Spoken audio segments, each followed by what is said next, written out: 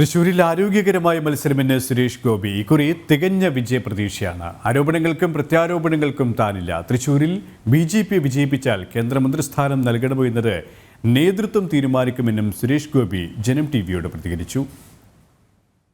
ചതിക്കില്ല, വഞ്ചിക്കില്ല, ഒരിക്കലും. അത് നിങ്ങളുടെ ഒറ്റക്കെട്ടായിട്ടുള്ള ആവശ്യങ്ങളുടെ കാര്യത്തിലാണ് ഞാനിത് പറയുന്നത്. നിങ്ങൾക്ക് കൊച്ചി മെട്രോ ഇങ്ങോട്ട് വേണോ? ഞാൻ നെടുമ്പാശ്ശേരി വഴി ചാലക്കുടി വരെ വരണമെന്ന് പറഞ്ഞതിൻ്റെ അതിൻ്റെ ഒരു എക്കണോമിക്കൽ സയൻസ് നിങ്ങൾ പരിശോധിക്കണം. അല്ലാതെ ഉടനെ അത് BJP-കാരൻ കൊണ്ടുവരണ്ട. അതല്ല, ജനങ്ങൾക്ക് വേണ്ടിയാണ് കൊണ്ടുവരുന്നത്.